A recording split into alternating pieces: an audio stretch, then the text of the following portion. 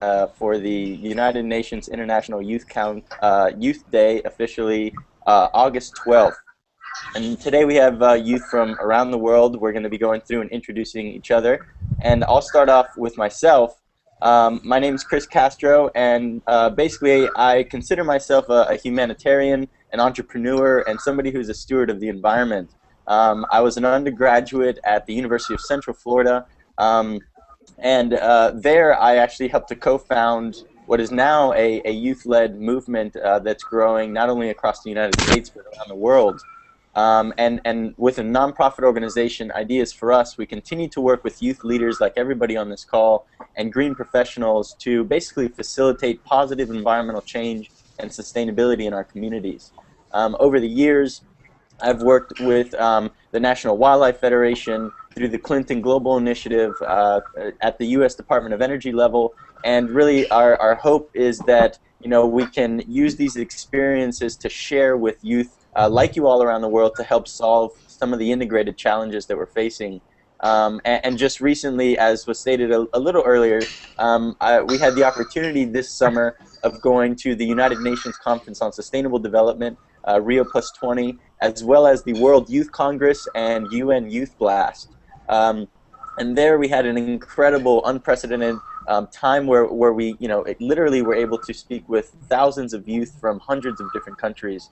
And at this point, we're beginning to make partnerships with, people like yourselves, with YPARD, with YPLD, with YUWA, and we're very excited to continue this expansion. So that's a little bit about me. Thank you. Next to Christopher. Okay, hello everyone. Yeah, it's great to be here with you all, even though it's 7 o'clock in the morning here in the East Coast of the United States. I'm really excited about this. I'm a student at the University of Miami, but currently on the west coast of Florida, and I study international affairs. I've been having a particular focus in food and agricultural issues for about the past 5 years since I was 15. I've been working with a variety of non-governmental organizations in the United Nations on these types of environmental issues.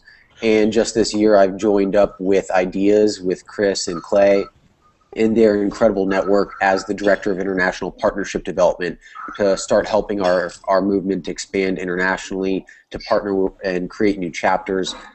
So being able to work with YUWA and these other groups that we have present is really, really incredible.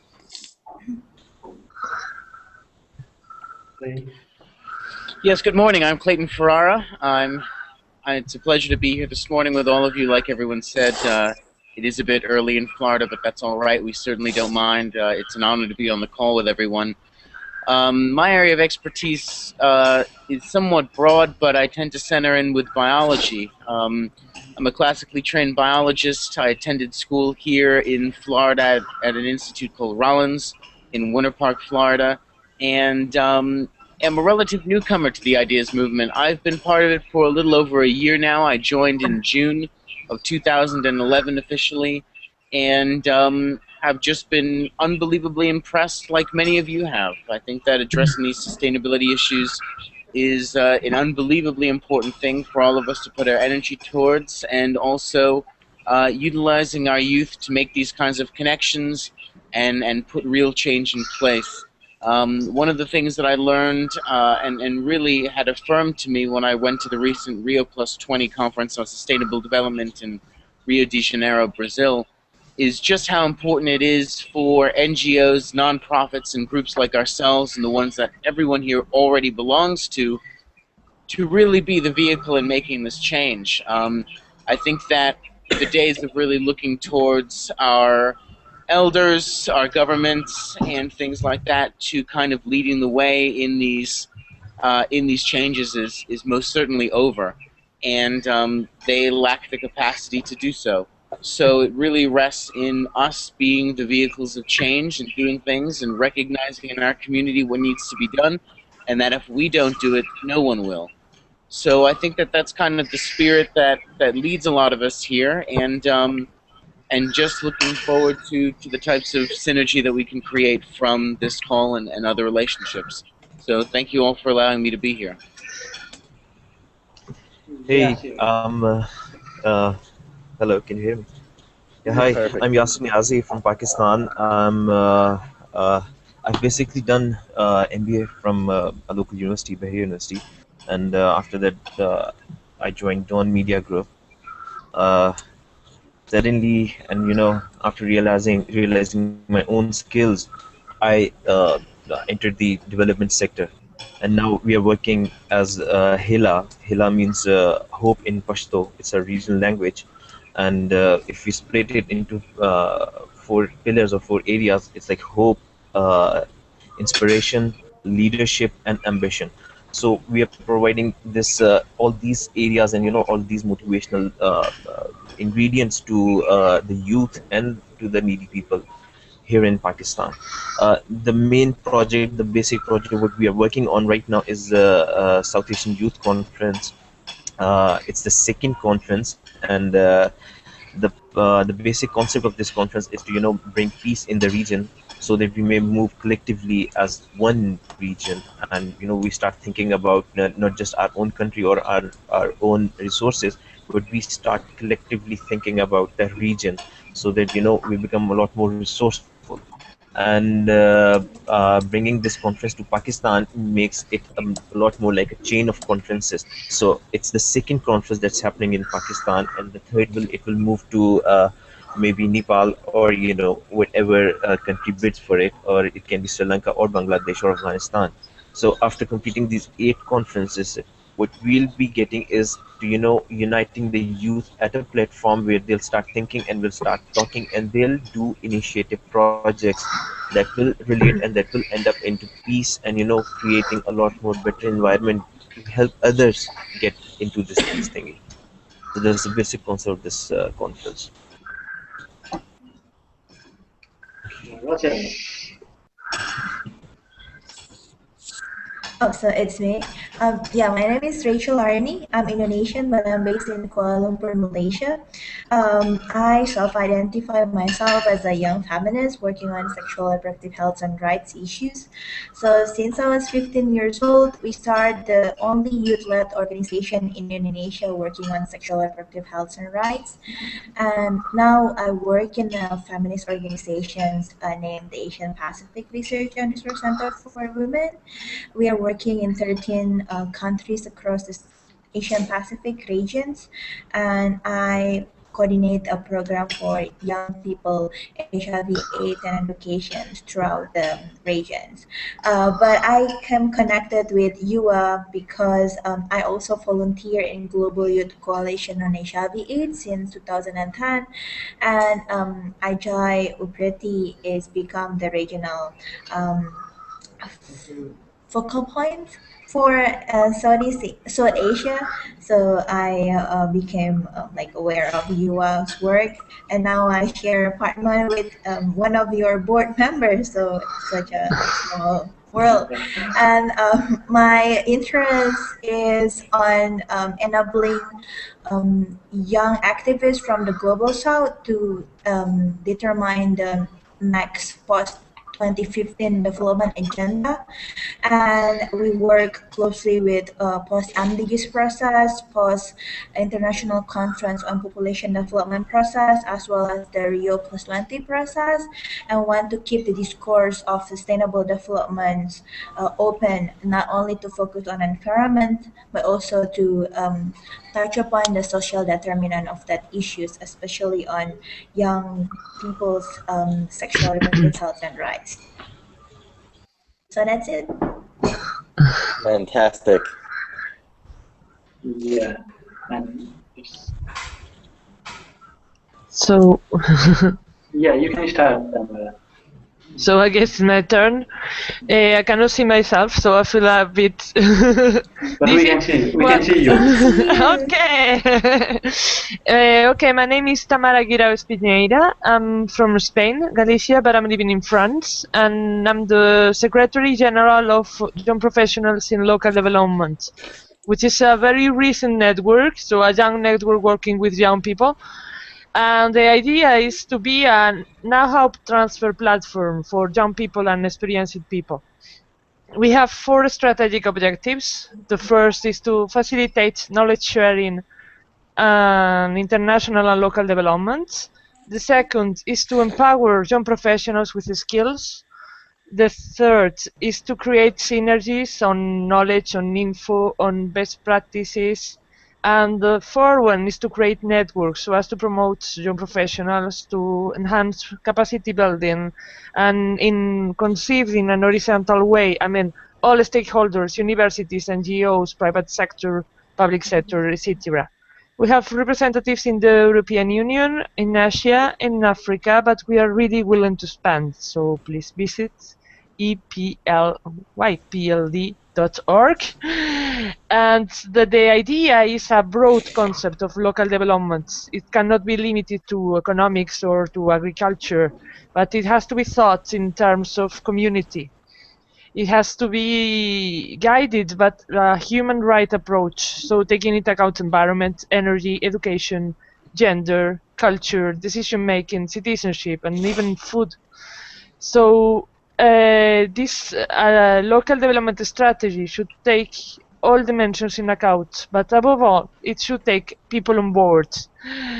We have to work on appropriation, on involvement, on mobilization of people. So when you are seeing it at the local level, you will see that, as Yasir said, you need also an international dimension. And the international dimension is not only funding, it's not only exchange and synergies, but it's also prestige. When you come to a local elected representative and you say that your initiative has been supported at an international level, you will have more chances of your initiative to be accepted. So the three dimensions of the international policy are important: the funding, the exchange, and the synergies, and the prestige. So that's more or less what we want to work on. Thank you. Awesome. Okay, finally, that's me. I'm Dipendra K.C. I'm 23 years old and I'm at YUWA. I'm co-founder of YUWA and I'm working as a treasurer as well. So basically, I started getting engaged with the society from a very early age. So I was leading a lot of school-based social activities and social initiatives when I was in school. And that continued when I went to my high school. So now I'm doing my undergraduate and I'm in my second years of bachelor's. I'm doing my major in sociology and rural development. Apart from that, professionally, I'm affiliated to YUWA, which is the host of today's discussion as well. And you must have a brief background so far, but YUWA was established in 2009 by a group of young people here in Nepal. So we had a passion and we needed a platform where we could come together and do something for society. So basically the passion for change and passion to create some platform for youth, that made us establish YUWA in 2009. We had struggled a lot until we are here today. So that telephone is really irritating. And YUWA basically focuses on 5 thematic areas, which are active citizenship, HIV/AIDS and sexual reproductive health rights, environment and sustainable development, economic initiation and innovation, and global information access. So basically, we are very much actively working on active citizenship, especially we work with young college-going students, and we are expanding our networking. The schools and colleges of Nepal, and apart from that, we run non-academic course on youth. So basically, there are so many youth NGOs here in Nepal. So so while we are carrying the name of youth, we feel it is very fundamental to understand the definition, the theoretical perspective of youth, the emerging issues that are impacting youth. So so we have a 7-day course where we groom these young leaders to understand the issues better. So we are more actively working on HIV and HIV/AIDS and SRS, as Rachel already mentioned. We have our two board members who are nationally and internationally recognized young people working in the sector of HIV and AIDS. So we have a 10-member Youth Activist Leadership Council who works actively for HIV/AIDS. We go on Red Ribbon caravans. We travel to different parts of country with a lot of teams, musical team, drama team. So we spread the knowledge that we have, and some more, and it's more of sharing as well. And we are supporting the environmental activities, and especially environmental and sustainable development activities that other organizations are doing. However, we are not heavily leading projects on them. We are also working on economic initiation and innovation. Apart from that, we are working on global information access. So we are developing a youth portal which will be launched very soon, maybe on August 15th. So we are creating one-stop information portal for young Nepalis, and we also believe on international networking, especially in this the time which we are living in. The problem that we face, especially the young people face, are so common in nature. So we try to find a solution of these problems in national and international level. So basically today's hangout is just an initiation for that. So saying that, I would like to end my introduction, which has been very long. No worries, Dipendra. It's really good. Yeah, wonderful. Clear. So now maybe from where shall we start now again? Who is to lead now? Do you want to start a discussions with some proposed themes that we have earlier, like the? Yeah, maybe we should start with Chris, who wants to talk about energy. What if we start about talking about this energy crisis? The globe is actually facing it. Yeah. And Yeah.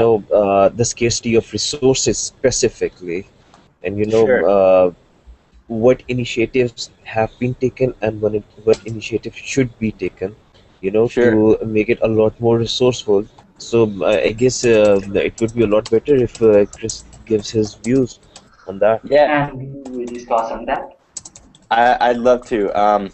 So I'm going to paint the picture a little bit for us, and then we're going to dive into a little bit of the challenges that we see, and we can discuss, what we're seeing in our different countries and how, we've seen solutions move forward. As you all know, energy plays a fundamental role in shaping the human condition, and people's need for energy is really essential for survival. So it's really not surprising that energy production and consumption are some of the most important activities of human life currently around the world, whether in North or the South Hemisphere. Indeed, it has been argued, though, that energy is the key to advancement of civilization, and that the evolution of the human societies are dependent on the conversion of energy for human use, basically, and the fact that we're able to switch on a light whenever we are, and we have access to this electricity, where a lot of people don't.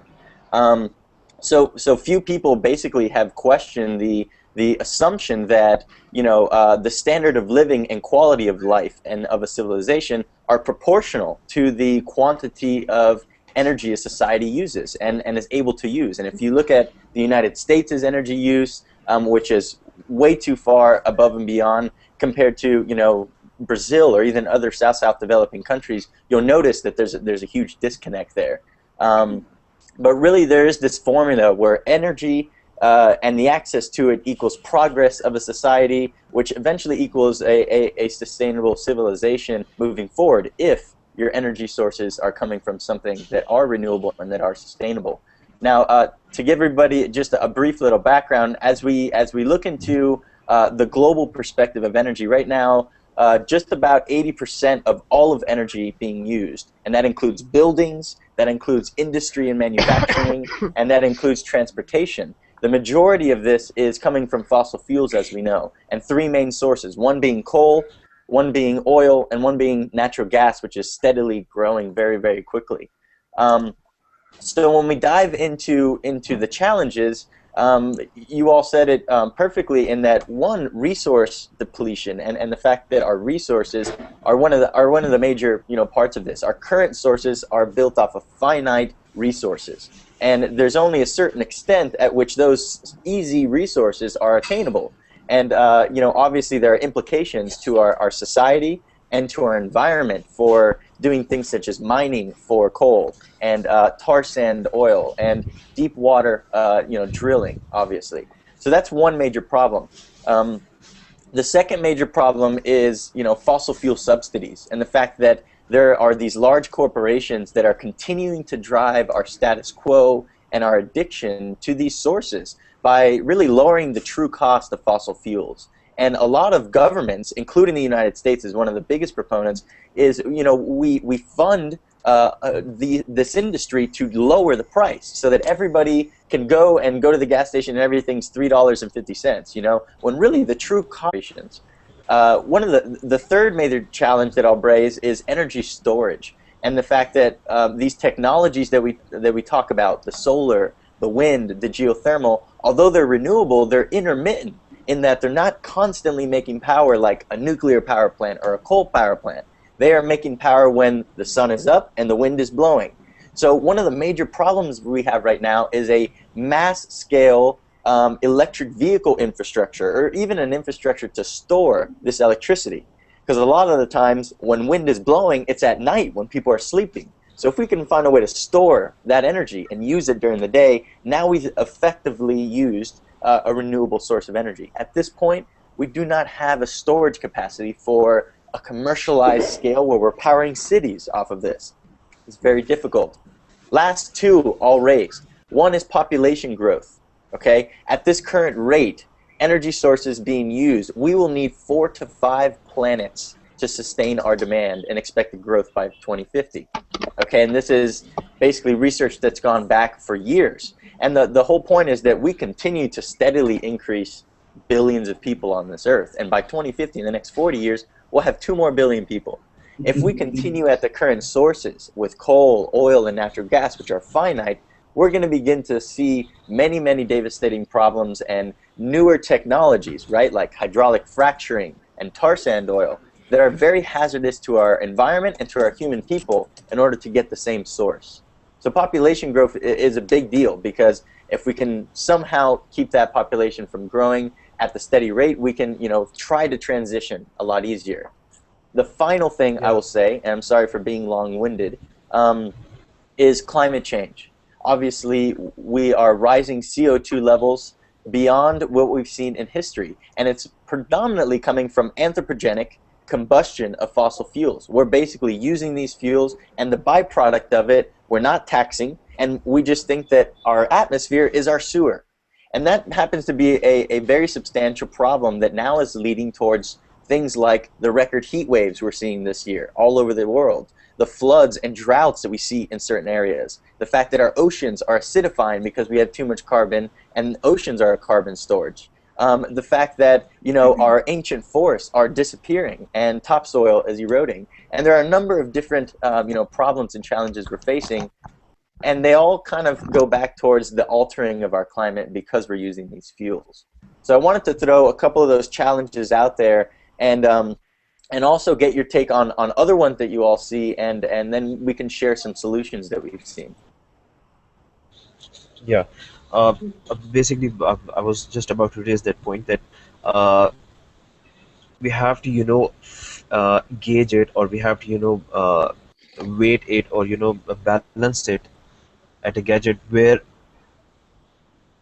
we have to see either the need of this energy is a lot more important, or the problems we are creating by creating so much waste while producing energy, and making the whole environment a lot more dirtier and polluted, and that results into a lot of other problems that the states and the countries, they start spending a lot much more money on that instead of creating more opportunities for producing a lot more efficient energy.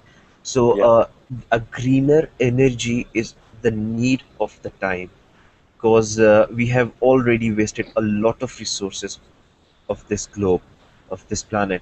We have wasted a lot of trees, we have wasted a lot of water, we have wasted a lot of fresh air. So we better start thinking about making it a lot more greener energy and coming up with the ideas that are more efficient, and they are more realistic, and they are a lot more greener. They'll be the need of the next generation, or what I believe is that's the need of our generation as well. So coming up with ideas would be a lot better option.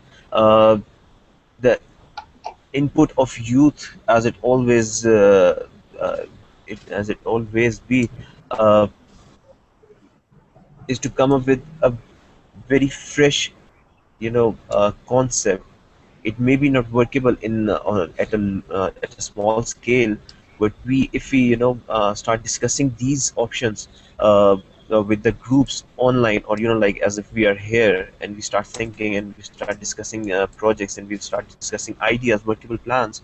So what we'll be doing is that maybe Chris sitting in USA or somewhere else, or Dipendra sitting in Nepal or Afghanistan or wherever he is, uh, we can discuss all the options, and we can come up with a lot better plan, a workable Sure. plan. Yeah. We all have better ideas, we all come up with great concepts, but the problem is that we always have these ideas with our own self. We don't discuss, we don't share it with anybody. Yes. And when we don't share, we don't discuss, we don't come up with a positive solution of that. You're absolutely yeah. right. You're absolutely saying, everything correct here. And I wanted to dive into something that youth can have an impact in this, okay? And one of the things that a lot of people, disregard is energy conservation. It's the fact that energy must be solved in the same way we solve economic problems. We have supply side and we have demand side. On our supply side, obviously we have our sources that are the problem: the coal, the oil, the natural gas. That's supply. We need to find a way to get solar, wind, geothermal to replace. On the demand side, though, is where really all of us can have a huge impact, because demand is how much somebody's behavior is for using energy. Okay? Now, one initiative that's worked incredibly for ideas and for our different chapters is something that we do at our universities, and we call it the Kilowatt, Kill a Watt Energy Challenge. And Kilowatt is a dorm competition where we basically ingrain the students on campus to go in a 3-month competition to compete to see who can be the biggest loser, so to speak. It's almost like a weight competition, except to see who can lose the most energy. And throughout this competition, the students who are living in these dorms are going through various activities and educational seminars throughout each week. And the whole point is, if we can provide opportunities, scholarships for students to save energy, we will actually see huge trends of energy savings. So we've done this at 5 universities, and the concept has now spread to the point to where we're saving $41,000 in a 2 to 3 month competition, which is huge amounts of power. Now, and that's when we calculated it, we saw that there are 6,000 students who saved $41,000. If you divide that out, each student only saved $2 a month. $2 a month. That's opening up your blinds, 5 more days out of the month, or unplugging an unused appliance, or turning up the AC temperature just a little bit. These are all very little things that we educated to the students that eventually went over to savings. So I think that engaging students in very cool competitions and energy tours will raise more awareness, because we seem to be very disconnected, especially the youth, with how we get our energy sources. Yeah. What do you guys think about Kilowatt? And there's a lot of need for advocacy of how to conserve energy, and how to be a lot more responsible while using energy resources. At one end we start producing energy, we have resources, but when we start excessively using the energy, and we start wasting it, Sure. We are not just trying to, we're not spending a lot of money on buying that energy, but we are actually trying to make it a lot more scarce. So Sure. the advocacy, the more we're gonna awareness. the more we're gonna talk with other people, and the more we're gonna make them realize that you're wasting energy, and Sure. this waste will not cost you only; it will cost to the whole globe. Yep. So you should not, you better stop wasting it. So we should be a lot more focused on that as well.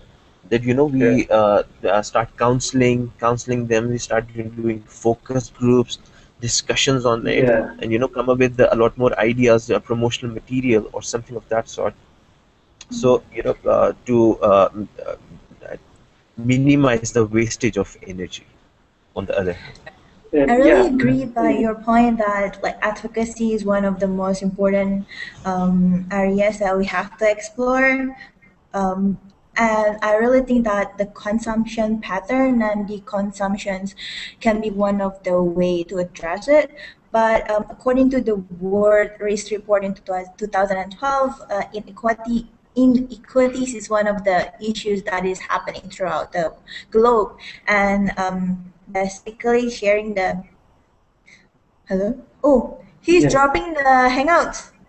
No, maybe he had some connection issues. You can Okay, continue. I was like, oh, I'm afraid that if it's because of me, he's hang out the things. Okay, so, No, you're saying great things. Keep going. okay, so yeah, so I really think that the role of government and the private sector in regulating how the energy is being like governed and managed is crucial issues. But Chris, one of your points saying that the population dynamic is really has a huge impact on the energy pattern. I think that we really need to rethink about the discourse because the new Malthusian approach in saying when we have like bigger population, it will automatically will impacting the energy needs and the energy flows need to be like reassessed because ultimately it has like really strong consequences on women's bodies because Sure. women's bodies shouldn't be the vehicle for climate change solutions, but concern for the impacts of climate change on women should prompt effective as well as rights perspective efforts to control greenhouse gas emissions. So because like uh, before 1994, before the International Conference on Population and Development has been set up, the whole politics of contraceptive and population control is really put women's body at stakes when we are coerced and being forced to use contraceptive methods that we don't know. So No, as a definitely. woman, yeah, so as a woman we actually it's really need to also understand like the whole perspective of the women's bodies and the roles of human rights approach in doing so but I really Yeah. think that yeah youth should be consulted and lead the initiatives to address this problem. It's really crucial, and I'm really looking forward by the Youth 21, like the new strategy launched by the UN section and the whole UN entities to really address youth leadership. And I really glad that the UN is it UNEP or UN Habitat is the one to lead that to so that it's really bring the message that UN agencies who is addressing the humanitarian and environmental issues to prioritize the notion of youth leaderships.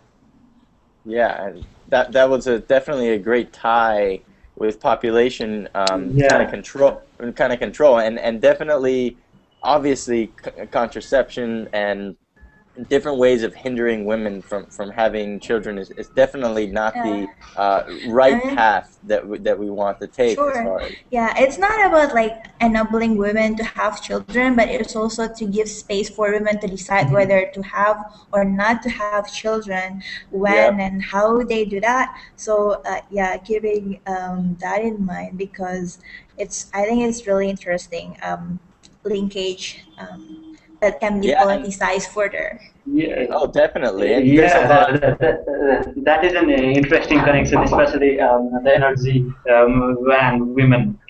Yeah, Chris, continue.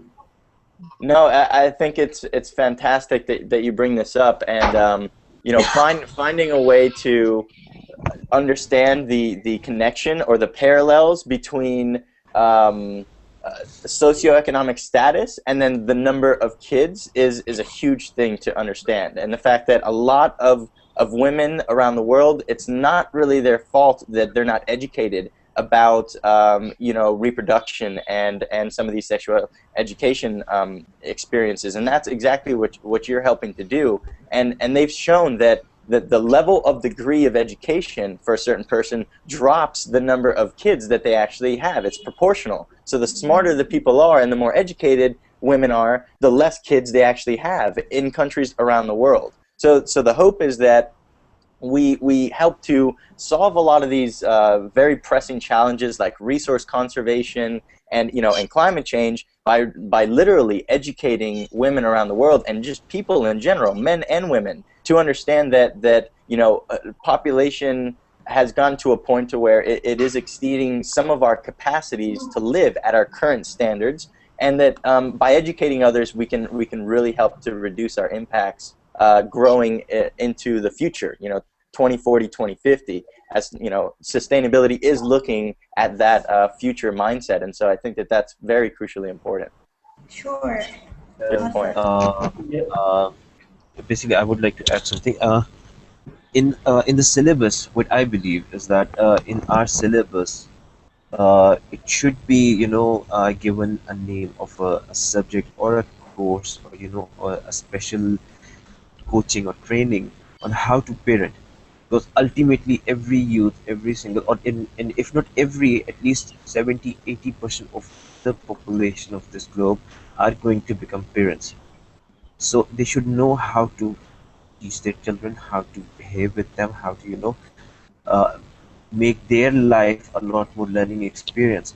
And while doing this, they'll get this idea, okay, when you are having children, you should have a better option, and you should have, you know, a better view of what's going to happen in future. So if you make a plan, if you're going to have a children, if you're going to have a child in your life, so you start making a plan. Okay, fine, that's the cost of his or her university, that's the cost of her clothing, that's the cost of her food, you know, there's a lot of thing going around.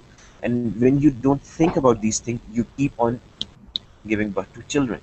But when you start thinking about it, how would you manage it, how would you cope with that problem if something arises? So then you start realizing, okay, fine, I'll go according to my capacity. Okay, fine, I can afford 2 children, I can afford 4 children, I can afford 8 children. But you know, it all depends how do you see, how do you look into the future. What the basic problem is that we don't look into the future, but we just live in present. Yeah. Okay, fine, we should live in present, but we should take, you know, take it into our account that we are responsible for our kids. We are going to provide them food, provide them shelter till the time they are grown ups. We have to provide them each and everything, a proper education, I believe a in good that as well. environment, and for all this purpose, you know, being a guy and being a man and being a woman, both should sit and both should start talking to each other, both should discuss all the matters, and, you know, make a future plan. Okay, fine, we're going to have a kid. Okay, fine, that's the cost, of food, that's the cost of his or her education, that's the cost of living. And if it fits in, okay, fine, we'll go for it. If it does not, we should not, because it then what happens is that kid won't become a burden for us, it will become a burden for the whole nation, for the whole society, because he or she has to, you know, take to live his or her life independently. Yeah, And sure. if I one I really think that we have same point. I just want to saying straightforward that there's a lot more than the population dynamic as emotions on the human rights perspective of women's bodies and etc. But yeah, I really agree on the point that you've been elaborating. It's very comprehensive. Thank you. Yeah, it's also interesting to note that in many South developing countries where there is a lack of education about this, the mindset in the past historically has been, I don't have really enough money to provide for my kid. Let's say they have one kid. So the mindset is, let me have more kids to help me and help the family collectively survive together. And so a lot of the times these families of 12, 15, kids aren't the fact that they just want to have kids all the time. It's the fact that the more kids that they have, the more help that they could possibly get, And so it's really that type of education that needs to be ingrained with people into thinking, like some of the topics that you were saying. So it's interesting to see some of these dynamics and how they affect our consumption of resources like energy. So I think that was a good discussion. If I may say. And what I feel now is we need separate discussions to discuss on each individual issues.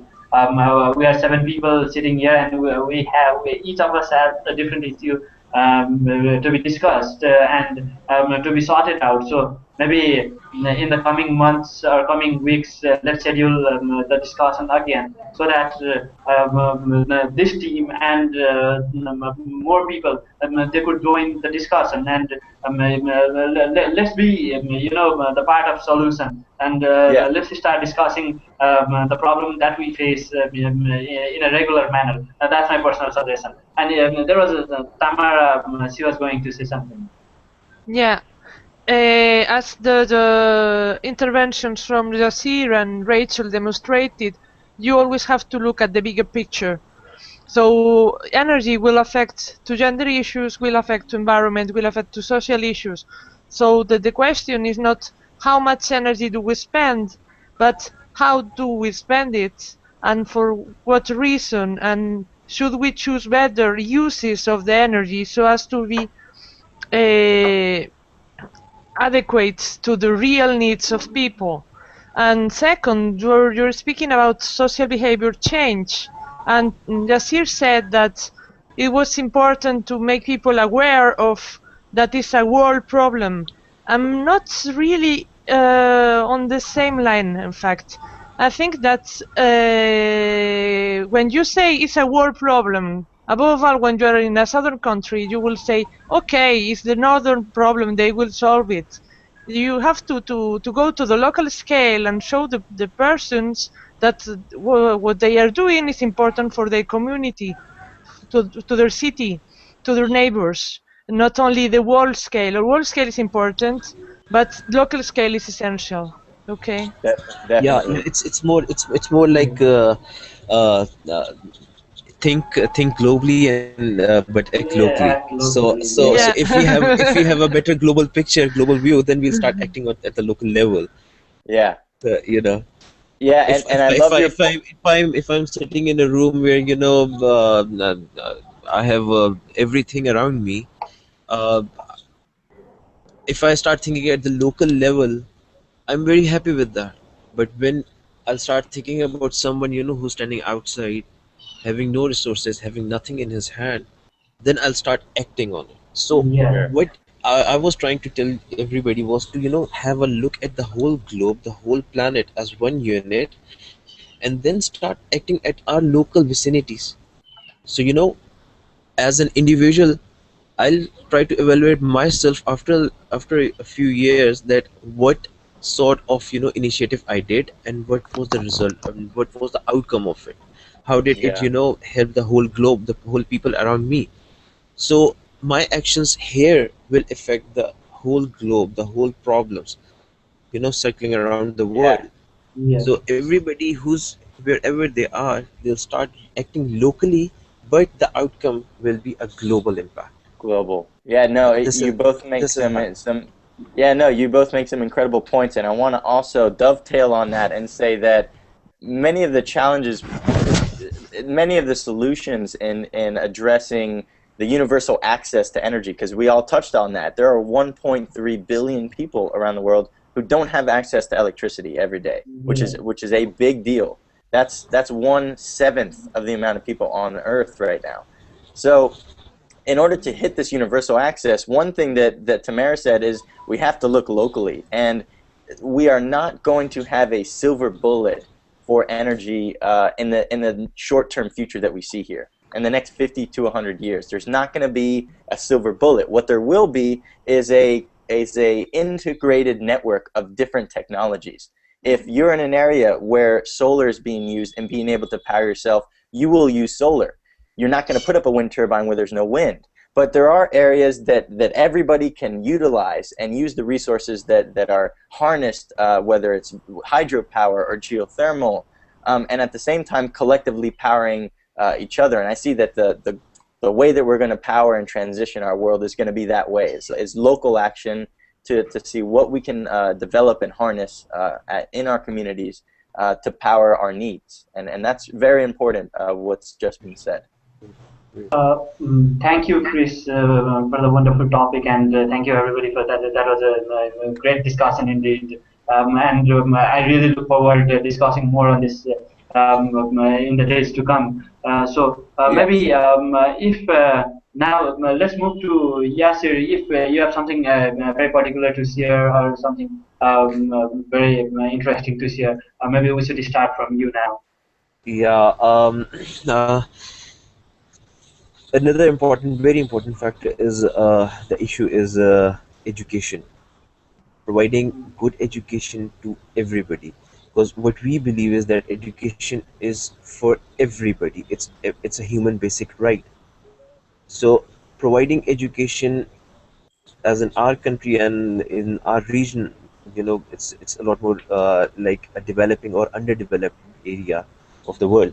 So we have a greater problem of education.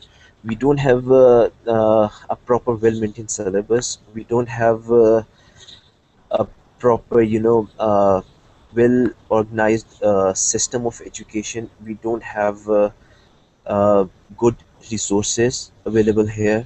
We don't have good facilities over here, and there is like a lot of street children who are growing uneducated, and what they are learning is from the street, from an elder who's also an illiterate. So that's a huge problem for us, and I guess that's a huge problem for every country is in this region. So education, it needs to be addressed, and a proper solution, a proper way of how to cope with this problem should be discussed in all areas, everywhere. That's a interesting issue. I would be expecting a lot more good inputs from everybody. So what we did was to involve the community, and we thought that we should not expect anything from the state, and we came up with the project of Tehzeeb. Tehzeeb is a school system that works on its own. It's a lot more sustainable project. In morning shift, there's a children who's studying in that school. He pays for his own classes, and he also pays for another child who is a street children, who is not privileged to have such to study in that school, and that child pays the dues for the other children. So if we have, for instance, 100 students in morning, we have 100 students in the evening. These 100 privileged students are paying for the students who are studying in the evening. So this is one initiative what we have taken. We have one school in Quetta that is running. The other projects are on in pipeline, but as it needs a lot more resources, it needs a lot more funds. So we are facing a lot of problems in that. So if we get help from everybody around us, and if we get good ideas how to deal with that, so it will be a lot better for this region, because we need to literate this region. Right now, I guess in Pakistan it's 24% literacy rate, so it's very low. it's very low. When we talk about the masses, we are not talking about me, because I'm sitting here in front of you and I'm talking in English. So I'm not actually representing Pakistan, the true Pakistan. The true Pakistan is the children or the youth who's walking in the streets. They don't have electricity maybe, or they don't have this opportunity to study in a good institute. Even they don't have this privilege to have the basic education. So it needs to be addressed, and we need feedbacks from everybody Hmm. to deal with that. To make Well, it, Yeah, yeah. yeah, Tamara, go on. yeah, well, I don't have a wonderful solution. I would like to. But yesterday I was watching a documentary on the Gong people in Mali. And one of them was really disappointed with himself because he wasn't being able at 37 to learn how to read. His brother could read, but he hasn't had any the time to help him to read because his brother had to feed his family. And the person who was starring the documentary said, well, when we are thinking about education and illiteracy, we think about numbers, about percentage, but it's a question of human to human, of promoting people who knows how to read, to learn how to explain it to the others.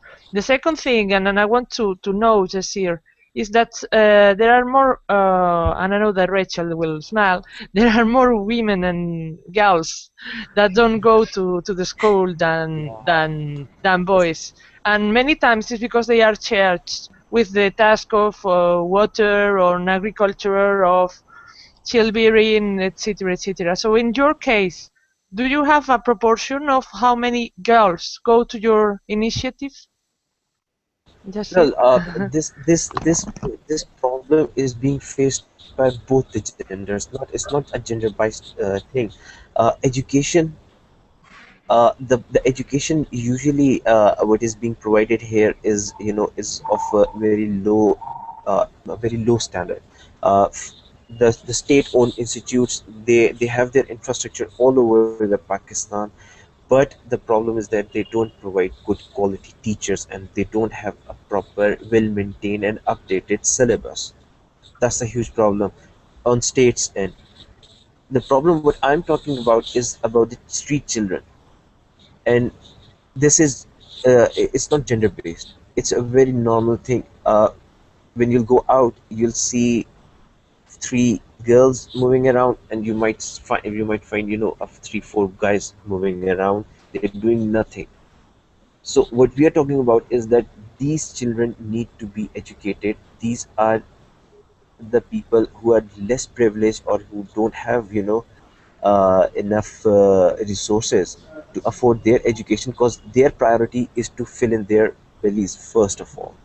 The first requirement for them is to feed themselves. Then they'll start thinking about they'll start thinking about how to educate their own selves.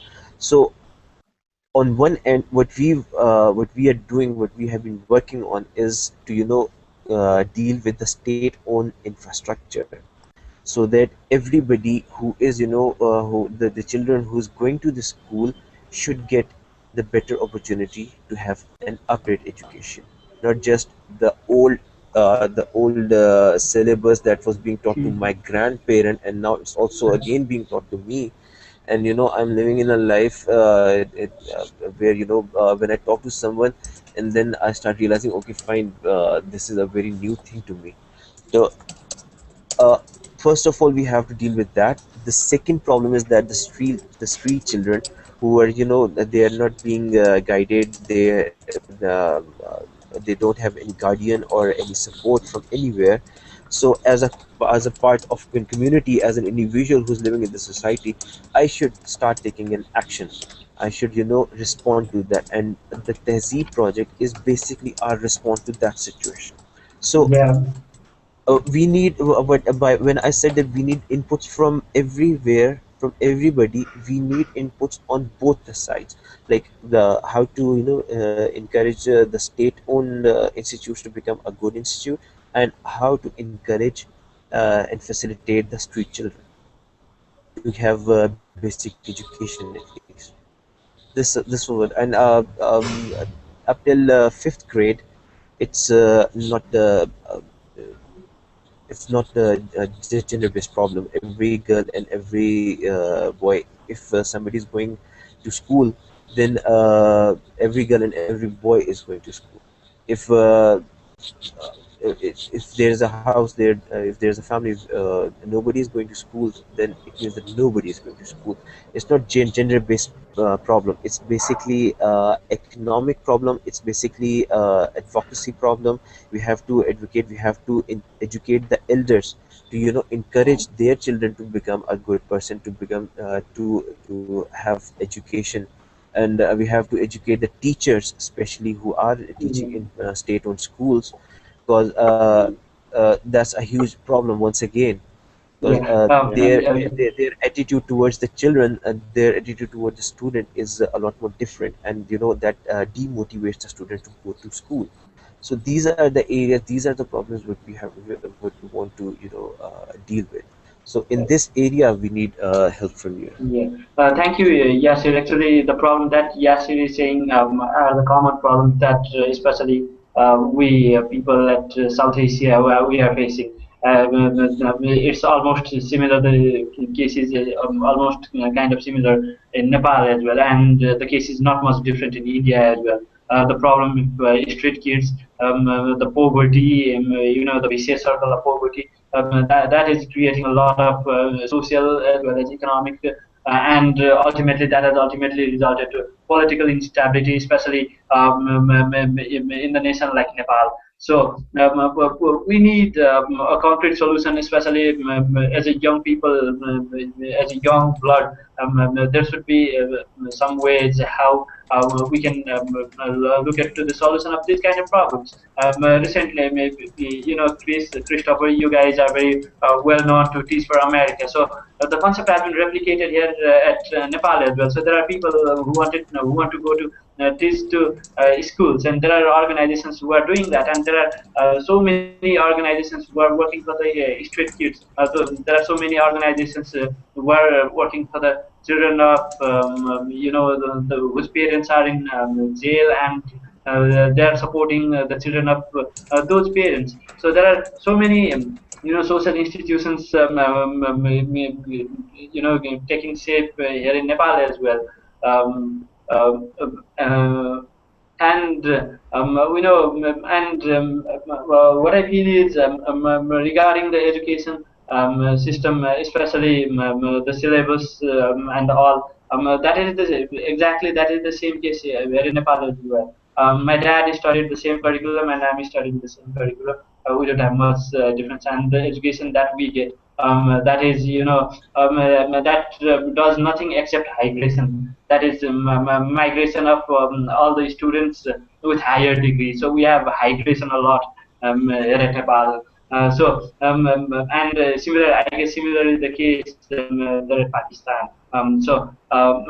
Maybe as maybe we should try to solve, try to find a solution of our region in the south as well.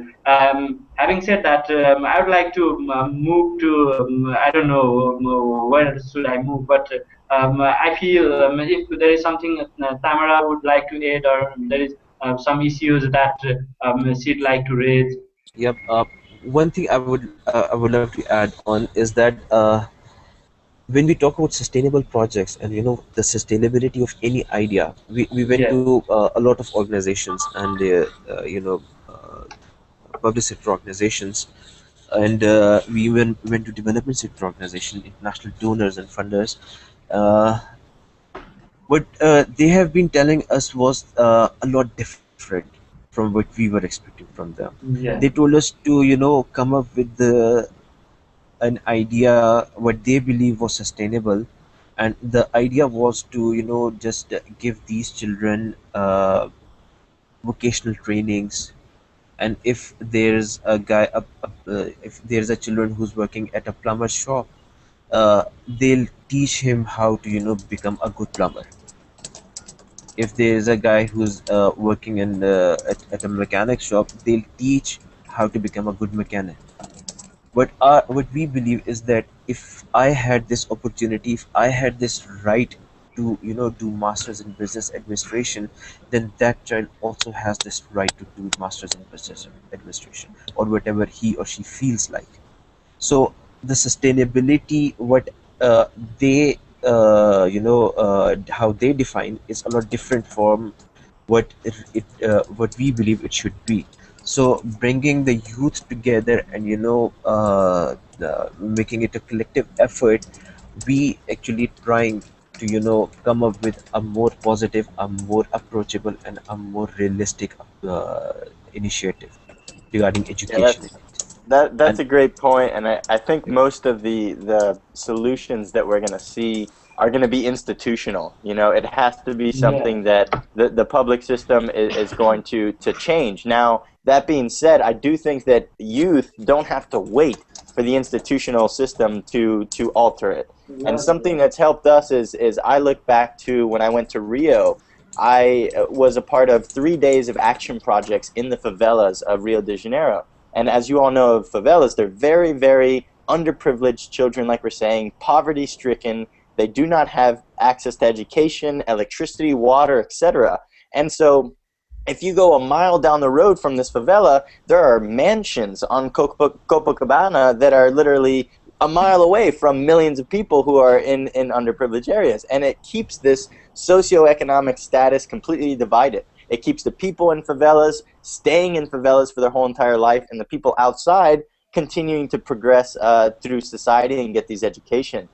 So one thing that we proposed was getting together a group, whether it's an existing NGO or it's a group of youth at a university, and taking their education and simply through volunteering, providing, through active citizen basically, providing a service to their community and organizing an event in a community center or in an area where these children are, to start giving them the basic educational needs that we all need anyways, regardless of what the institutional system does. Because if we're waiting around for our governments to change their education system, we'll be here for decades. But if we don't want to wait, what we can do is create very simple programs, like you were saying, that basically allow us to teach this education through volunteering. Get somebody who's a youth and teach them how to teach. It's called pedagogy. If you teach somebody the pedagogy of teaching, then you can get somebody and turn their knowledge into a teacher for other people. And I think that is extremely powerful, and something that us youth can do tomorrow is organize an event and start educating people like that on the streets. yeah, that's so Just cool. an idea, No, Yeah. just even a Sure, I little effort really from anybody, it helps, Yeah. But Master, I think I'm sorry, but I have to leave in the next like 10 minutes because my internet connection is just like so bad. But I'd like to say that what YUWA has done with actually like bringing everyone from a multi like issues like different people and different issues is really a helpful solution for me, because we can see like the richness of the discussion and in depth of the lenses is really interesting, and we can be like more creative in addressing the issues. So I really appreciate it, and people was like the common ground of having youth participation as the center of the advocacy agenda and the issues is really interesting approach to be taken forward. So That's awesome. thanks. And I'm sorry, but I have to go because the internet was like really weird, so I only can hear echo from my place now. Sorry about that. It's all right. It is I really will- interesting. Thank we you. can hear you very smoothly. No problem. We'll join you in another discussions that will be held later in the next month or so. So we are planning to host more this kind of meetings. So we'll be inviting you in the next meeting as well, when we'll be specifically discussing in the issue of the women rights, sexual reproductive health rights, and HIV. That could be more interesting to you. So No, when this is we have also that discussion, interesting. yeah, you know. Yeah, but I know the discussion is very. Thank you for your time Thank you and so much for participation. everyone. It's really interesting. Bye. See you, Rachel. Anyway, All right. So maybe now we should move on to Tamara. If you have something to share on, if you have some issues to raise on, otherwise we'll move to Christopher. Yeah, I think it would be rather better if it's Christopher who starts. Okay. I propose. So basically, Christopher, now you can start. Yeah, he has to spoke on less, so. Yeah, Christopher, and there's Clay, who has been so quiet around here in the discussion. Clayton? Yes, absolutely. All right, yeah, so it would be a lot better if there's another very important factor, and an area to be discussed, and that is sustainable and green economy. So Yeah. if you give your views on that, it would be a lot better.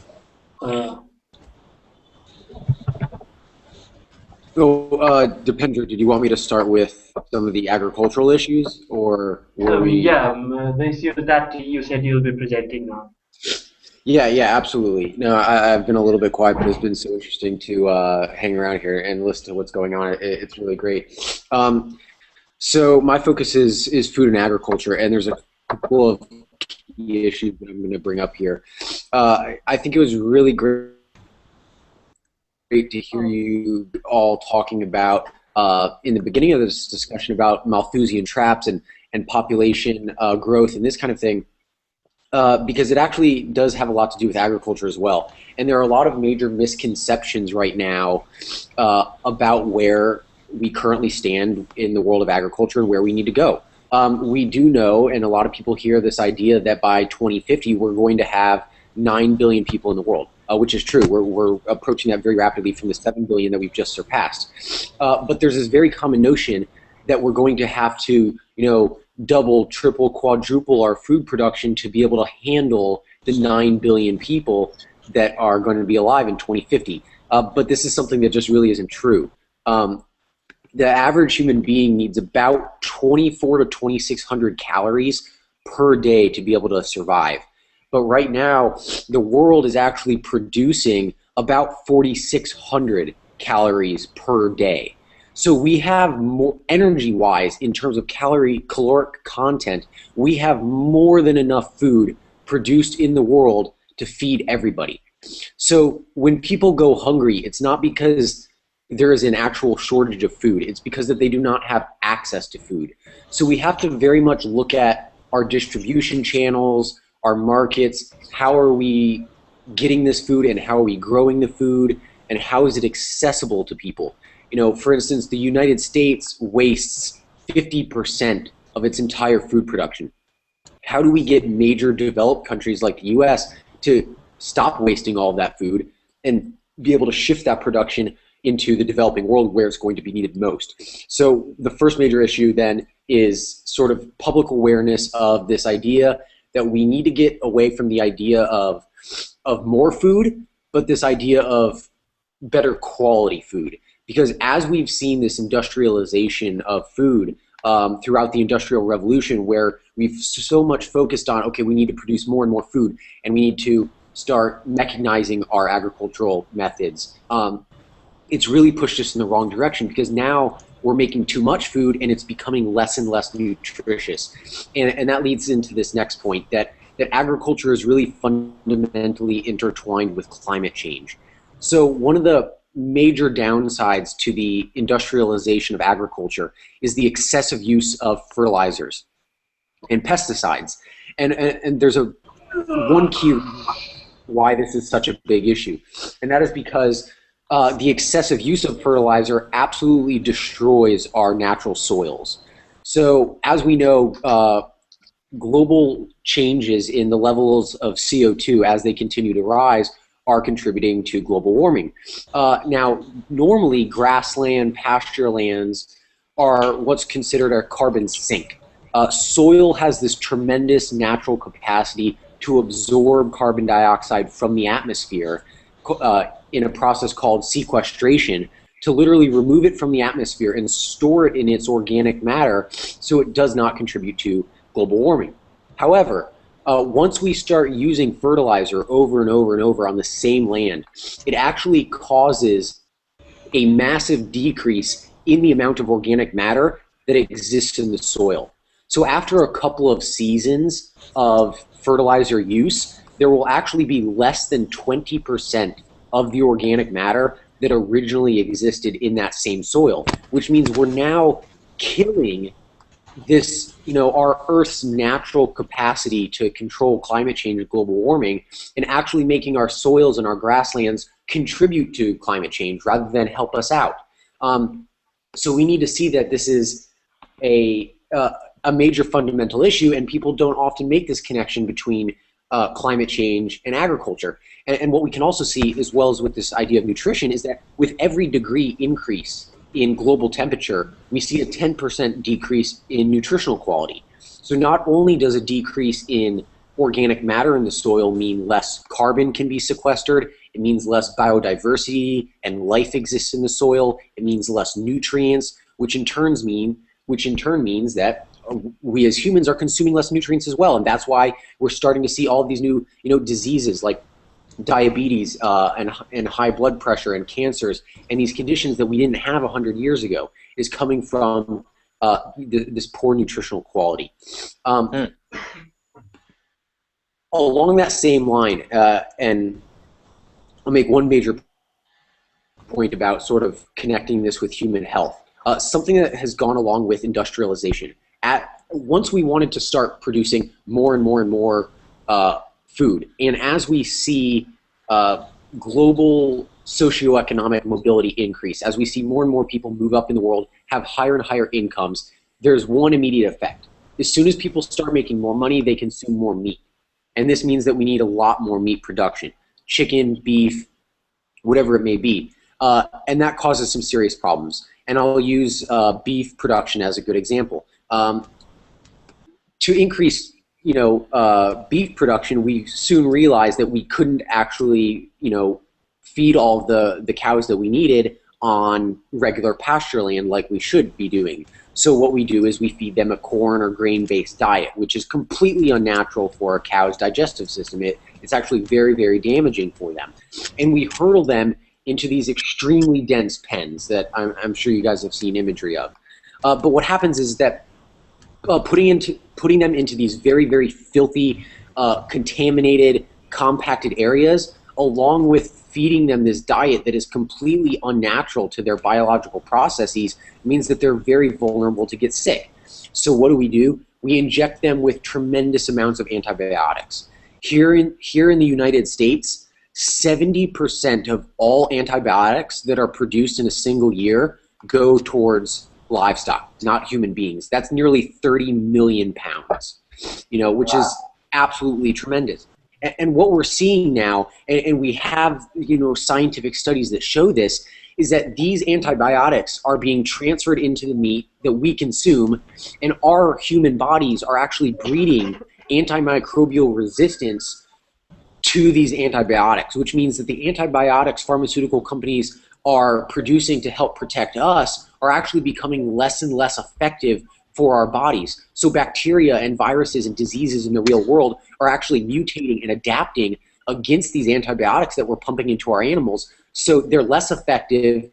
The treatments are less effective on humans, which means we need to start spending more money on pharmacological research, on human healthcare costs. There's a whole host of associated issues with that. So I think one of the overarching themes here in agriculture is that there's a lot of fundamental global issues that are very much connected to agriculture, climate change, human health being two of those major ones. that just aren't often recognized, and our policy does not reflect that either. And that's something that fundamentally needs to change.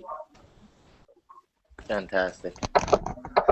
If I may complete the picture, shall I? Yes. Well, as Chris has demonstrated, food is key for local development. It's a precondition.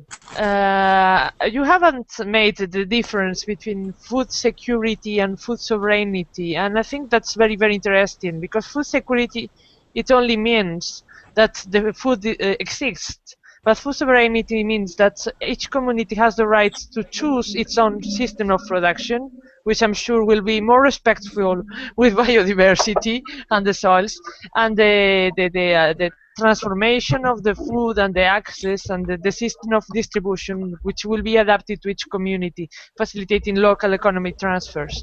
And the main thing is that food and even water, because to me they are together, they are not only guaranteeing health, they are guaranteeing human rights themselves. If you have no food, you have no life, you have no dignity, so you have no human rights. If there is famine, there is even more easy for a dictator to rise up, because everybody wants to eat. They don't care about political rights. They don't care about education. The first human need is to be fed. So food should be a basis for a social and political system at local, regional, national, international level, which is equitative, which is equal. And hunger is dangerous. It can be used as a war weapon. The hunger in the last 25 years has produced more deaths than all the wars altogether since Second World War II. So it has to be really taken into account in the global governance, how hunger is mediatized and how hunger influences the history of the countries. I mean, the separation of Southern and Southern Sudan, for example. So people should be allowed direct participation on the food systems and the share of the lands and the decisions of the lands, and they have the direct benefits of the food production to revert on the producers themselves. To me, food is a public good, like oxygen. Absolutely. No, you've made a couple of really incredible points there that I'll quickly touch on. This issue of hunger is actually very, very interesting. And the idea is that hunger is actually used as a weapon. You know, if we look over the last century or so, there has been no modern famine that has actually been caused by natural ecological, reasons. It has been a man-made famine. We see this in Ukraine. We've seen this in Myanmar. We've seen this in many, many places that when people Ethiopia. Yeah, absolutely. When people don't have sovereignty over their food and security to their food, it can absolutely be used as a weapon against them. And this idea of food sovereignty, what I would recommend, so we don't go into too much detail here, but I think one of the most brilliant minds leading this particular thread of discussion right now is Dr. Vandana Shiva, who I think all of you are quite familiar with. And I'm very fortunate to know her personally. And she's leading this campaign right now for seed sovereignty, which I think is something that is dramatically underplayed in the media. It's not something that gets a lot of attention in the food or agricultural circle itself, but it's something that's fundamentally. There's absolutely this corporate takeover of global agriculture from major agribusinesses. We all know, Monsanto, these major agri companies that are doing this. There's no question about it. And the fact that farmers don't have the right to own and reproduce and create their own seed is absolutely, mind-boggling. This idea that major global corporations can actually patent a seed is ridiculous.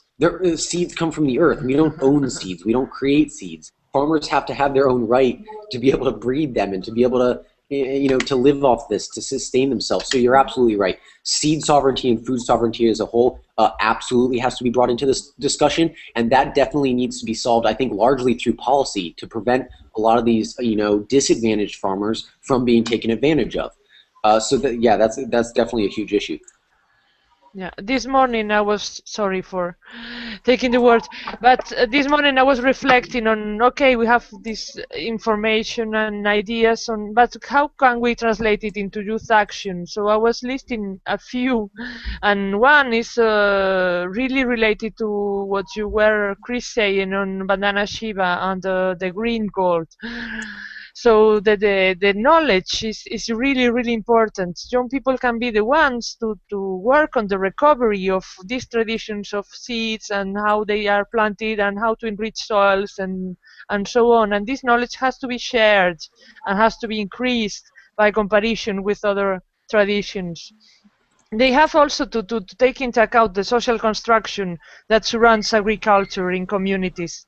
I mean, if agriculture is lead in a more non-industrialized way, employment will be conserved, so there will be less migration and better health and a respect for the culture, because many of the indigenous cultures are really related to environment and to agriculture. Absolutely. And also every young people could choose to defend the rights to local agriculture, local traditional agriculture at international, national and local levels, to create community empowerment and for advocacy, but also the idea of avoiding self-rejection. It is not better to eat in McDonald's than to eat a traditional goulash or mojito or burrito.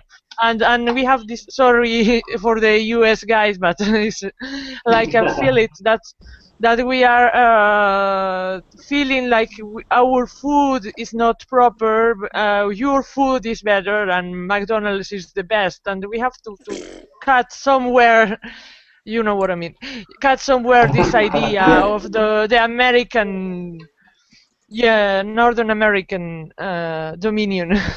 Yeah. So the international work should start by a share of views and exchange of good practices and trying, as Yasir was saying before, trying to make partnerships and to allow and to empower young people to be entrepreneurs and to be the real engine for the community. That's how I feel the question. I don't know if you have any more suggestions. Yeah. Yeah, I what can add another. yeah, sure. Go ahead. Oh Go yeah, ahead. yeah. Let me add one quick comment to that. You're absolutely right. One of the other major issues is definitely bringing youth back into agriculture. There's often this discussion of, how do you make agriculture sexy? How do you, it's very much something of the past for our current generation, and we have to find a way to bring those youth to be involved in that again, and while still respecting, like you said, these social constructions of reality, which I absolutely agree. And what I think you're getting at here is, respecting and incorporating indigenous knowledge. But I'll mention two key things that I would recommend for people getting involved that are watching here, for people in your networks. There's one campaign that I personally run called Nourish 9 Billion, which you'll obviously, should make sense after my little talk here. You can go onto nourish9billion.org, and it's a fantastic campaign that we started just at the beginning of this year leading up to the Rio Plus 20 Earth Summit. We right now have a petition based in the U.S. as well as for cap reform, looking at making domestic policy changes and really working as a public outreach arm to a lot of the agricultural efforts that we have for some of the institutions that I work with. We've got a lot of great educational tools, community organizing tools, a very informative blog, and we're always looking for people to help us contribute to this, to spread the word about it. This is one platform that we can definitely have people getting involved in and surrounded with.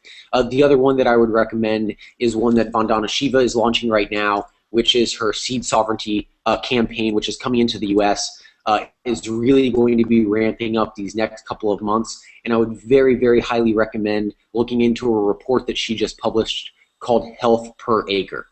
So those are a few key ways that we can have people start to get involved. Yeah, Yasir was adding something. Yeah. As you know, you mentioned that you in USA the state wastes a lot of food every year.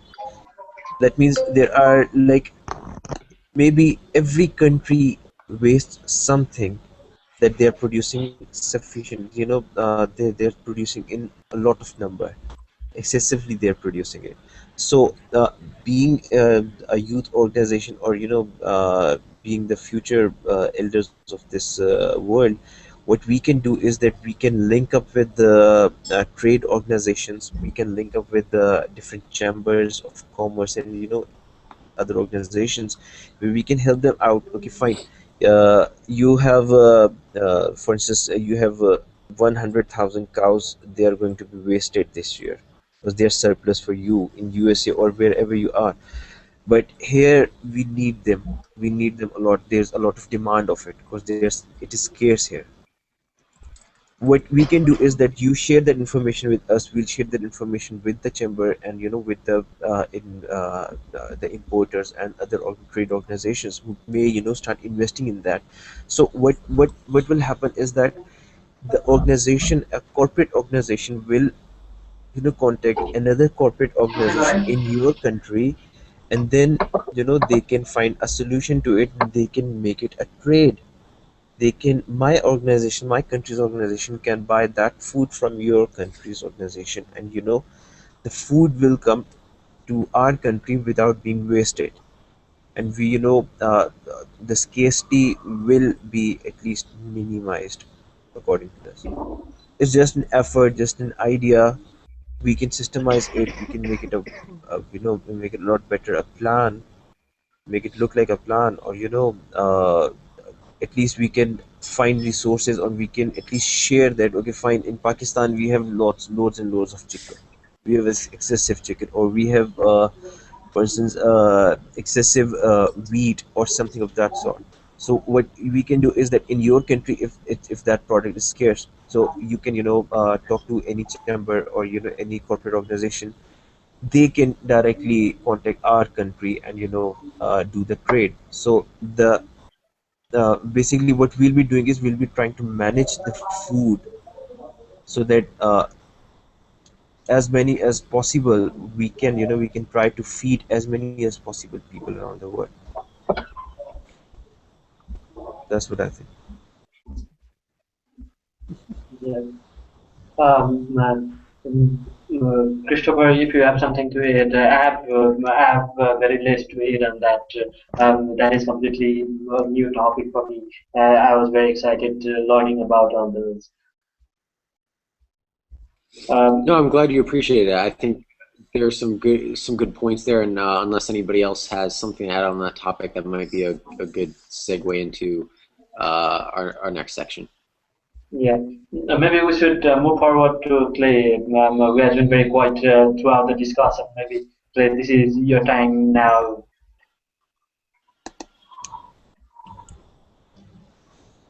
Clay's on mute. Yeah, I guess. Clay, I think you're on mute. All right, how about now? You're yeah, good. That's good. Okay, wonderful. All right. Well, like I said, I've just been listening and kind of taking in everything that everyone is saying. There have been some wonderful caveats that are going to lead into some of the things that I'm going to discuss, particularly given that my topic is ecology. A lot of the aspects that both Chris has brought in, particularly talking about energy and also food, and I definitely like the aspect that water is very highly connected to food. So I guess let me begin a bit in a way that Chris did, in kind of bringing everything into perspective here from the beginning of it. You guys getting some kind of feedback right now? Yeah. Okay, I don't know if that was on my end. Yeah. But anyway, really, in looking at ecology, I'm sure that everyone here on this chat has an idea of what ecology is. However, I think that in talking about terms of sustainability, and particularly in how we've tried to talk to people within ideas about sustainability, we really look at ecology as in a form of discussing human relations, not only to one another, but also to the environment, and also to the other elements that we believe make up sustainability at its core, particularly energy, water, food, and waste, and how all of those things are combined. So in looking at ecology as more of an aspect of human relations, you have it in two contexts. It's classical context of the fact that we belong to an ecosystem, and that the majority of the issues that are facing the world right now are from the fact that humanity is utilizing resources in a way that they're not replenishing themselves, albeit fossil fuels, which are considered a non-renewable energy because of the time scale that it takes for them to form naturally in the environment, to things like water resources and not letting aquifers recharge, polluting the water that we have, changing entire climates due to our use of water. The list goes on and on about how we affect the environment and change the ecology of it. Looking at those aspects, certainly we know that we are part of this ecosystem. Many things follow these laws of nature, and I think that in us looking at how perhaps more of an understanding of ecology can help us get out of this mess, there's two ways.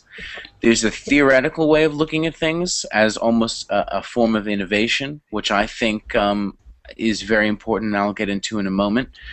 There's also then the classical approach of how environmental issues have been addressed for really the last century. I think I'm lagging here. Hold on. You're good now. Can everybody hear me? Yeah, Okay, you cool. are good. All right. Wonderful. How environmental issues have been really handled in the last century, at least here in the United States, aspects of bioremediation, reforesting places that have been logged, environmental species concerns, albeit captive breeding, stopping poaching, creating an environmental species list now, which has evolved into the CITES list that I'm sure many of you are familiar with of internationally protected organisms. The idea of keystone species and habitats, that if instead of maybe trying to gain public support in protecting a few types of plants that are endangered, lizards or something like that, you go after a large animal that people can really rally around, like a panther or a bear or something like that. And because that animal requires so much land, you're able to save dozens and dozens of other things in addition to it. All of these forms of thinking are kind of how people classically think of ecology and ecological studies addressing our problems. And those are all very good. I think that those are tremendously important to us gaining these types of solutions that we need. And are definitely things that we encourage people who are involved with ideas, and really anyone that we speak to embrace. Looking at their home, looking at their community as a habitat that's in need of repair. Doing invasive species removal and removing things that are not there naturally, that may be hurting the environment, by removing opportunities and niches for native organisms, or people in the community creating opportunities for native organisms through artificial means, building bird houses, bat boxes, native gardens for pollinators, doing lake cleanups to remove trash, offing pollution to not do all of the terrible things that can attribute to. I think that's also very important and is something that needs to continue, because it is real, finite change in response that's done in a time period. In fighting for food rights, water, energy, in trying to address waste, I think that these are all aspects that are as equally as important, but take a very large time scale. I think that ecology is one of the few areas of addressing sustainability that can have as close to immediate gratification as possible, in the aspect of going out and doing a lake cleanup, removing invasive exotics, planting a bunch of trees, and trying to repair things in that sense. So I think that we're all on the same page in the importance of those kinds of things. Also educationally, which I'll get to right now. One of the things that I really believe is important is this kind of second way of looking at ecology, and that's the idea of ecology as a teacher. Because you've got to remember that many things in nature obviously are governed by the laws of ecology, the laws of physics, the laws of science that are in place that form all of these things. Well, many man-made inventions, because we are just animals, and our entire existence is a result of evolution in nature, that many of the things that we have made up work to us, but follow laws of nature because those are the ways that that things are able to work. For instance, aspects of capitalism, aspects of industry, particularly in industry, things like we see with telecommunications and technology right now. In many cases, dealings with things like war machines, the technological arms race that goes on. You see elements in nature reflected in those things constantly. Things like adapt or die, survival of the fittest, all of these classical elements that we view as capitalism and free market enterprise of vying for a resource. Well, the exact same thing is going on in nature. A multitude of organisms are vying for limited resources, competing in any way necessary, using their various adaptations to gain an upper edge, and reproduce, pass on their genes, and expand their niche. I mean, that's really the heart of what evolution and the driving force behind survival is. And you see that in free market enterprise and how people function in today's society. Well, I think that that then you look at other aspects that are very important in humanity, aspects of compassion, love, human rights, all of these things, though they have a basis in nature of why we feel and why we feel those emotions and things like that, and that exists. However, they don't exist in nature to the capacity that they do in humanity. Those are things that we've been able to create philosophically, and they're now elements of the human condition. And I think that they're obviously deeply, very, very important to all of us understanding one another. Certainly, I think that food, energy, and water are human rights, but the fact that those are rights is something that exists only to humans. Everything else that exists that's alive must fight tooth and nail for those things. So really where I'm getting is that I think that our relationship to ecology needs to be looked at in a few ways.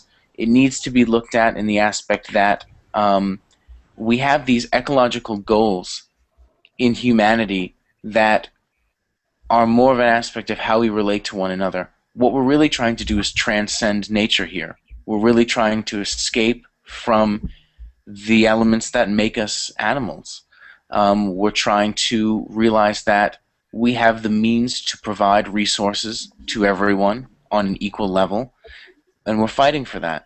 We have the realization that we want to have food that's being produced in a manner that isn't completely swayed by industry, politics, lobbying, drug companies, and things like that, like it is in the United States. I mean, just as Chris Stamper was saying, many of the problems that occur with food here in the United States occur entirely out of political reasons, and globally that's indeed the case as well. Again, more so because you have many elements that people view as treating one another, kind of gearing more towards the traditional aspects of laws of nature. So anyway, in thinking about some of the things that were said, go ahead. Okay. No, continue. Yeah, definitely. Yeah. I want to add something after as well. Yeah. So what I was saying is that in some of the things that were brought up about education before that I think are tremendously important. You look at information. You look at how much information something like a gene or a single cell contains. And there's ways of converting data, to saying, okay, how many megabits of data do you have contained inside of a single cell? And of course the number is some type of gigantic amount, larger than almost any computer in existence, in just a single cell, and you figure the trillions and trillions of cells that an organism is made up of, and the amount of potential information that is contained there. Well, I'm not necessarily going into the aspect of data and animal ecological interplay in that sense, but if you think about education, you're really kind of increasing a genome, because, I mean, I guess not literally, but more so from the aspect that humans are unique in the fact that we have language, and we're unique in the aspect that we have writing, and that we have literature, and that we have speech to the capacity that we have it, to where we're able to transmit information to one another through those means from the billions, millions, and certainly billions of lives that have lived before our own. We have a way of adding more and more and more data, much like data is added or removed through the evolution of an organism. And that in the human condition, where we're at right now with technology, and particularly in the last 1,000 years of rising literacy, we have an unprecedented chance to increase exponentially the amount of data that we're all bombarded with. I mean, I'm sure, considering everyone is relatively young on this call, we've seen it in our own lives. Certainly our parents have seen it to a greater degree, and our grandparents to an even greater degree, in the amount of information that exists about everything out there. And that is increasing more and more and more, and is something that's becoming part of the human condition. That the human condition is that we're going to be able to eventually get to a point to where we have access to more information than we're able to absorb. And currently, I believe it is reaching those types of levels.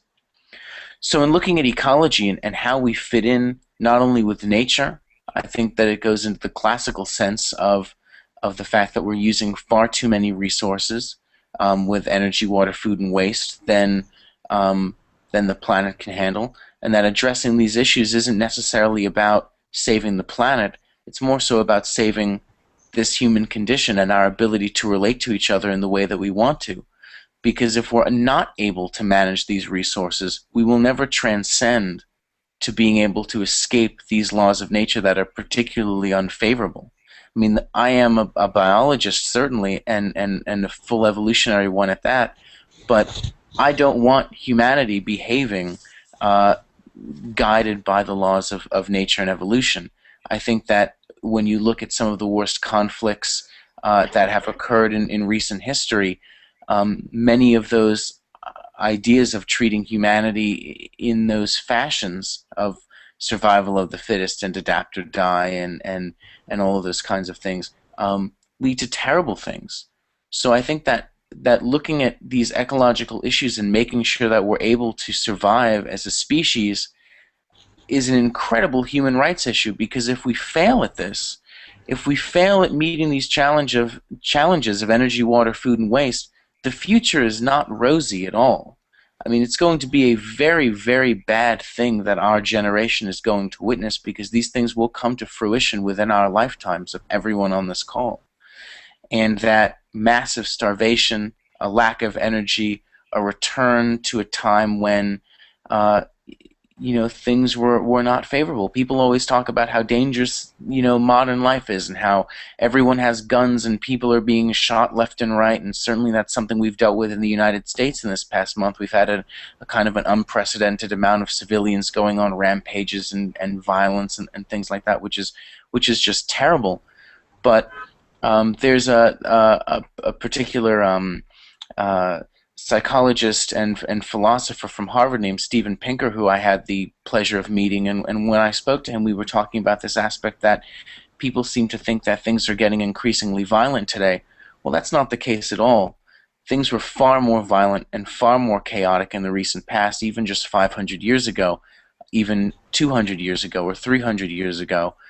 Certainly when you look at 1,000 years ago, 2,000 years ago, 3,000 years ago, things were exponentially more violent, mainly because people were fighting at a level for these resources of energy, water, food, and over waste that no one alive today can even imagine. And we're very much so at a point to where if we don't fix these issues facing our generation, we are going to return to that.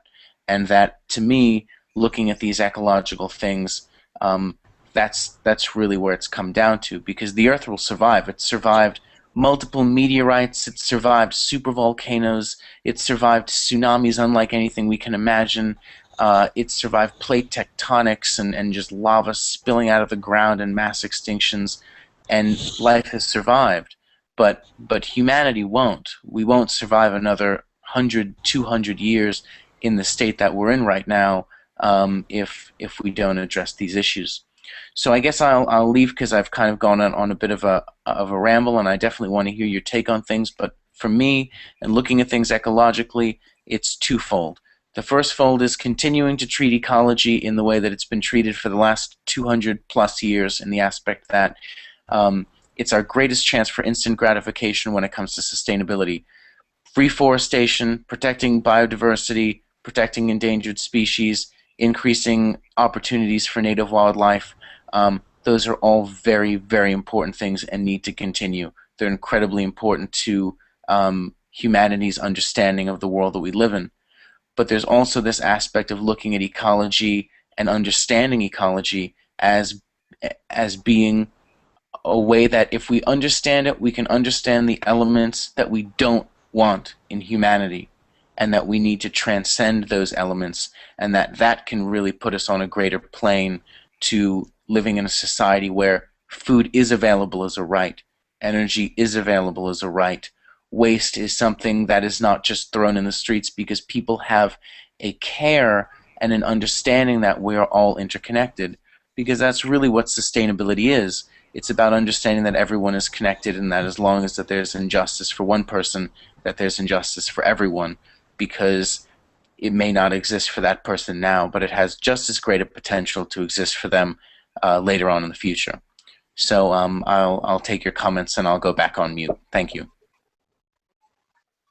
No, that was fantastic. I have a point that was raised when I was at the UN Youth Blast when looking at kind of ecology and our ecological challenges.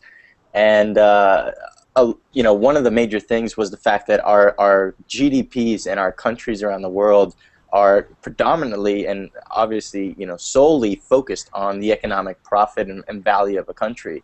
And you know, one of the most difficult parts to do is put an economic value on the environment or on the ecological systems in which, you know, we live within.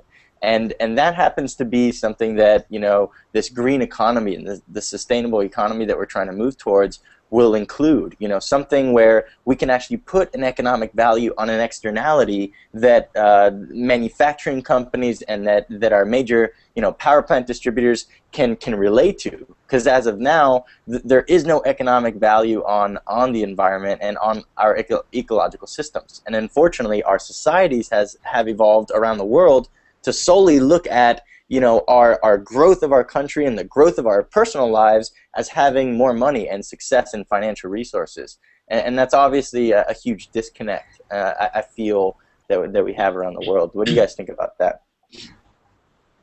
Yeah, Chris, I'll make a quick comment about this. I'm not suggesting this is something we go into now, but something that I think we can definitely keep in mind, and would be a good topic for a Google Hangout all of its own. But you know, just over this past year or so, I've been extremely involved with this idea of moving beyond GDP. Since early in high school, I've always been extremely fascinated by these ideas of gross national happiness, particularly in Bhutan.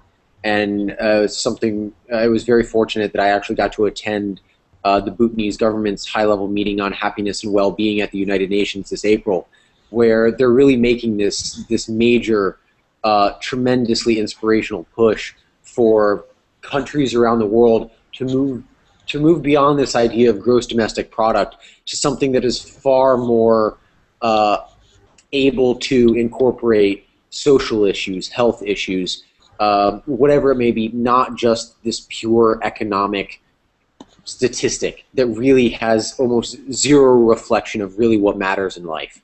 It's been very, very good to see that there has been a big growing movement behind moving past gross domestic product into new measures and accountability systems and unique ways of capturing environmental costs and social costs and economic costs all in one, singular system.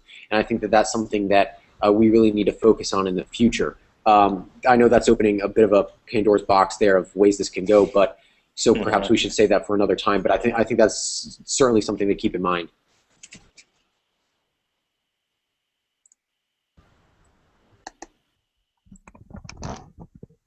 Well, Clay, I really loved your intervention, and I think that you were first speaking about resilience. Please correct me if I'm wrong. Second, proposing a system where it's not human-centered when measuring the effects, that has a real global perception of what is happening to the nature and to the human, but all related. Not only the problems that nature can cause to the human beings. And third, just an idea that I got a year ago in a meeting with young people, which was the water footprint, not only the carbon footprint, but also the water footprint when adding to these indexes of development. So we have the beyond GDP, we have the Human Development Index of the UN, and maybe we can add the water footprint or the forest footprint and try to know what is really happening on nature related to human interaction. Yes, absolutely. I mean, I think that that's tremendously important. I think that ecology tends to be kind of the elephant in the room because it encompasses everything. The food that we eat, of course, that's part of ecology. Energy, of course, is part of ecology because ecology encompasses the biotic and the abiotic factors, and certainly with global warming, we know that there's definitely a atmospheric interplay going on with the energy that we utilize. And that, population, of course, goes into that as well. And making people aware of these things and not just looking at how much money a country has to relate its happiness level or looking at even a happiness level alone as an indicator, as what Chris also said. I think that it's really important that in looking at the essence of ecology is that everything is interconnected. And that's one of the things we really fight to get across to people with ideas, is that energy, water, food, waste, and ecology are all tremendously interconnected. These are all things that kind of pile on top of one another. And in relating that to the public, everyone seems to be so centered in on looking at one thing right now. Right now we're facing a presidential election here in the United States soon, this coming November. And right now everyone is talking about all different kinds of political issues that couldn't be farther from anything that's actually important in this world. It's all a bunch of talking points and things like that are very, very, very political. But even then, when people are talking about these things, they're all little snippets of things. And like, how does this person feel about this one thing? What are their take on this one thing? When you're taught things in school, very often courses are split into a multitude of different parts. As time is going on over the last 100 years, the area of specification of different things is increasing. There's not just biology anymore, for instance, as an example. There's biochemistry, molecular biology, ornithology, herpetology, genetics, all of these types of things that have just kind of exploded as areas of specialization. Well, when talking to people about their impact, really the same thing happens. And for me, I think that that's very important to continue to talk to people like that, because that's the that's the language that everyone seems to understand now. But it's also just as important to pull back and look at things from the macro level. And that when you talk about these sustainability issues, you really do stress to someone like, look, we're not just trying to save forests or polar bears here. We're trying to keep this very important cycle that human existence is entirely dependent on in place. And that if we fail at doing that, your children are going to grow up in a society of martial law, starvation, racial tension, and war. And if you don't do your part to solve that, then that is what is going to happen, and there's absolutely no getting around that. So I think that those are important things to really look at, and what I was trying to get across. Yeah, and lastly, really quickly here, I just want to mention that ecocide happens to be a very popular term that's being thrown around now at the United Nations level. And in brief, it's really the fact that ecocide is used and normally referred to as large-scale destruction of our natural environment, or at the same time overconsumption of critical non-renewable resources. And in 2010, April 2010, a UK lawyer by the name of Polly Higgins basically proposed to the United Nations that ecocide be recognized as an international crime against peace, and basically, you know, couple that alongside genocide, alongside crimes of humanity, alongside war crimes, and crimes of aggression, basically in you know, international criminal court and stuff. And there are countries such as Bolivia and even, you know, Brazil is looking into this to include ecocide or the protection of certain, you know, major native environments in their constitutional laws. And this is, you know, definitely a step in the right direction that we want to start seeing. Not only our governments, but corporations, you know, include in their fundamental kind of ethical principles of you know, being in existence. You know, we must begin to look at things in that light in order to move forward. And I think that that's really important to note is ecocide and the potential positive implications that it could have if governments and corporations begin to include it in their everyday practices. So look that up. Thank you. It's just to conclude my views. By this ecology, what I believe is that all my actions, I am actually responsible for my actions. I have to see whatsoever I'm doing right now is going to impact someone or sometime a group of people. It is going to have some sort of impact on them. So whenever or whatsoever I'm going to do or whatsoever I'm currently doing, I should be, you know, more concerned about what would be the outcome of that.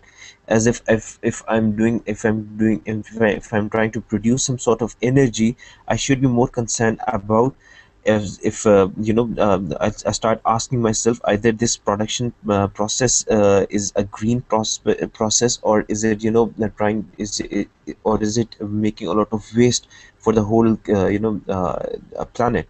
So whatsoever action we are going to take right now, or the actions we'll be taking on, they should be a lot more, you know, well discussed. They should be well managed, and you know, every aspect and every area should be taken in account while taking the decision and, you know, initiating for that. Awesome. No doubt, ecology is one of the, you know, very important thing that we discuss these days, and especially the problem that are related, especially the global warming, or be it global warming or any other problem that is directly related to ecology. So I also feel it is a great topic to be explored, and as I already told, I'm really looking forward to talk on these issues, particularly on each individual topics on a more rigorous and in a more detailed manner. So having said that, it has already been 2 hours, and now I think I should say thank you to everybody who participated in this discussion, especially Chris, who has been helping me to get Tamara and other friends and all the friends that have came here, and Yasir, who convinced his team member and joined this conference, this discussion. I would like to thank you all very much, and I'm really looking forward to working with you guys. Thank you very much. In other discussions as well. So I'll be maybe not only me, maybe you guys will be initiating some discussion, and don't forget to invite me as well. So we'll have more discussions in the days to come. So having said that, I would like to say goodbye. All right. Yeah. Thank you so much, everyone. It was Thank such a you. pleasure It meeting. was awesome. Love it. All right. Looking forward to the next one. Yeah. And do stay in touch. Yeah, sure. We always. Thank you very Okay, much, guys.